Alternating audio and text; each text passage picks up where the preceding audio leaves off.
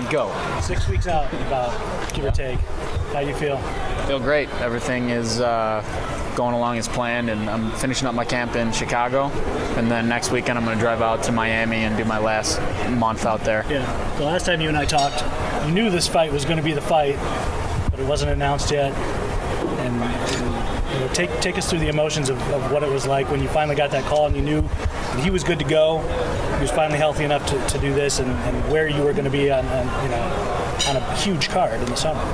I've actually known I was going to fight him for a while. They wanted me to keep it quiet because of the rehab he was going through. He kind of had a reoccurring injury again, and they had to put it off. But I knew about maybe 2 weeks after my fight with Coke that it was going to be with Korean Zombie. I just had to keep quiet about it. So it was the only fight that I wanted, the only fight that I would have taken because the UFC holds him in high regard. I think that he's the last guy I'm going to have to go through before hopefully I could solify a title shot. They for told myself. You that for sure? That No. He's the last guy you're going to have to go through? No, and you haven't. At this point, I'm not thinking about it.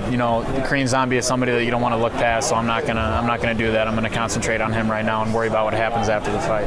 Why do you think they hold him in such high regard? Obviously, he's a very good fighter, but like you said, Dana wears his shirt sometimes to the weigh-ins and stuff, and you can tell they definitely really like this guy.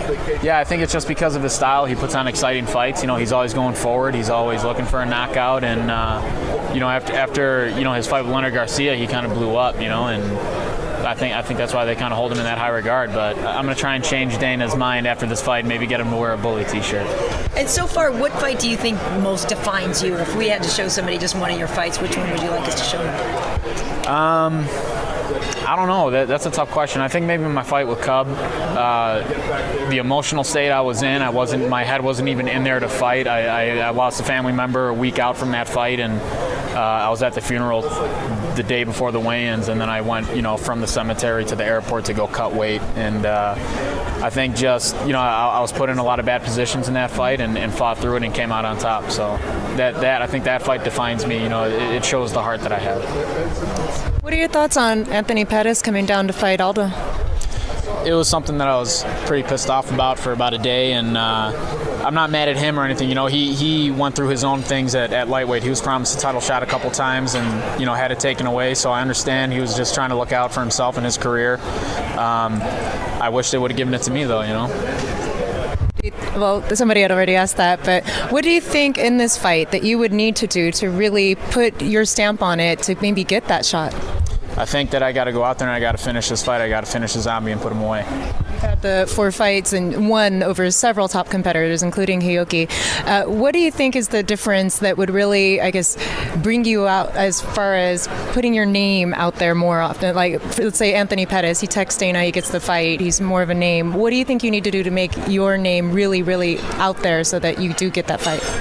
In the past, I've been very reserved and very quiet and kind of soft-spoken, and I think I need to speak up for myself a little more now and let people know what I want. I think that's going to make the major difference. You're not the only guy that says that, by the way. I mean, we've talked to guys all the time that say that. So if it's not in your nature to do that, how do you do that? And I talked to Darren Elkins about it too. He's like, look, man, I'm just a dude from the Midwest. I'm just a blue-collar guy. I'm not Chael. Right. But I should be Chael. How do you just become Chael? I don't know. I think he's got a team of writers for him, doesn't he? I don't think he comes up with all that stuff by himself, but I'll try. I'm not the type of guy that's going to go out there and talk trash and make up all these fabricated beefs with my opponents and stuff like that. Hopefully they'll see the results through my fights and give me credit for that. That's the only way you're going to get noticed. I mean, because you've been doing it inside the octagon. But do you really feel that that's what you have to do? I think that this fight, after winning this fight, who else is there left? You know what I mean? What other top contender is there? I think this fight will solidify me as the #1 contender. What if Pettis actually does beat Aldo? Would that be disappointing for you, having maybe waited to face Aldo, that Pettis gets the belt and you go up against him maybe? Yeah, I thought about that, and being the guy to beat Aldo would be the best, you know what I mean? He's, as far as being a champ, he's one of the best champs out of all of them. He's such a dominating athlete, and I'd love to be the guy to beat him. So if Pettis does it before me, I'll be a little disappointed, but as long as I get the chance to fight Pettis for the belt if he wins, then I'll be happy. little Chicago-Milwaukee rivalry going on there if that happens. Again. Yeah, I just did it with his teammate Coke. Yeah. So. How would you feel about that? I mean, they would have 10 weeks worth of preparation for you already in that camp. I don't know. It's whatever. As long as I get that chance to fight for the strap, I don't care who it's against. Thanks, Ricardo.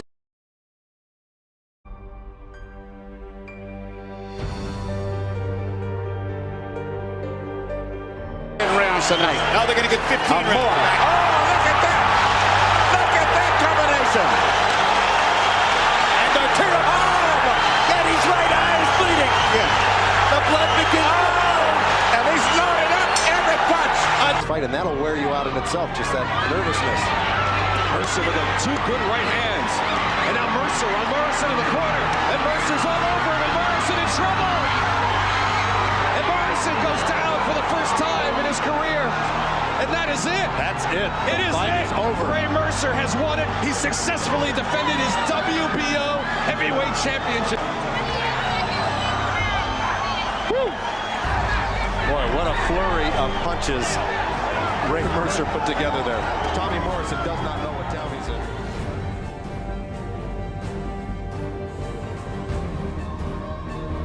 Doreen stalking and stalking.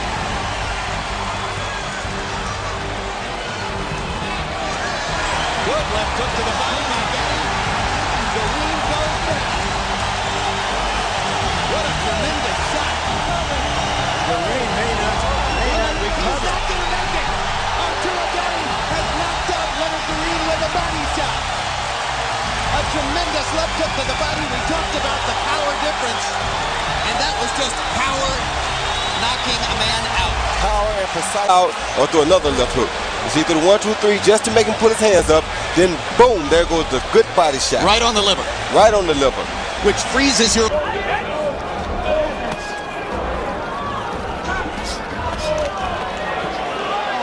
Макаринелли в атаке.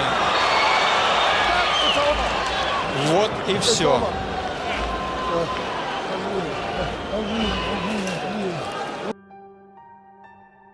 Now Sugar Ray measuring him. We've got 1:10 left in the fight. And Ray would like to finish him off. He almost went down then from a left. The shove. Now the flurry combinations. Barton Tabor is giving him a standing 8 count. Remember, we allow a standing 8 count in Rhode Island under the rules. Wait, he stopped the fight. At first it looked like a standing 8 count. Now it's called a touch. Uppercut, and Marvis is hurt. Razor is down. Joe Cortez moves in to have a look. And he's going to stop the fight. It did not last 20 seconds. Tyson goes over to take a look at Marvis Frazier, obviously quite concerned. A terrific uppercut. The same Knockout sensation. Watch the right hand of Mike Tyson. Marvis in the corner and trapped. There it was. Just clipped him right on the chin. The left was unnecessary. Marvis is badly hurt at this point. Uppercut again. And there, Marvis is out on his feet. Everything after this is just incidental.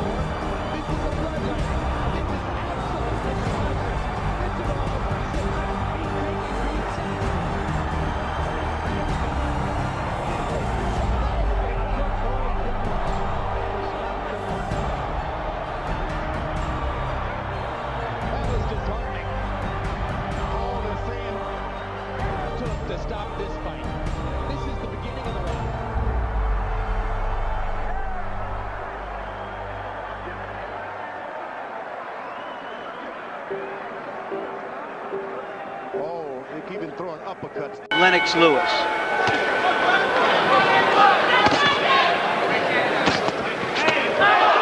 hard left hand by Tua. Ruiz is rocked in the first 20 seconds of the bout. Down goes Ruiz. He takes a vicious left hand shot on the way down. he'll be getting up, and Tony Perez says enough. Whoa! Well, Marciano, Fraser, and Tyson. Let me repeat that. And when he's standing upright, indeed he is around 5'11". So he did underestimate his reach. You think you stepped out of the range, but no, you have not. Here's the punch that really did it, and that was. Like the way he went back in his heels, doesn't have the good balance. His legs together, his busted, landing these. Oh, nice uppercut by Buster Douglas. Look at this. He's knocked Mike Tyson down for the first time in his career. Mike Tyson hits the canvas. He's in big trouble. He may not be able to recover. It's up to 7 and 8. He's not gonna make it. Unbelievable. Unbelievable. Unbelievable. Buster Douglas is the new heavyweight champion of the world. This has got to be, if not the, one of the biggest upsets in the history of boxing.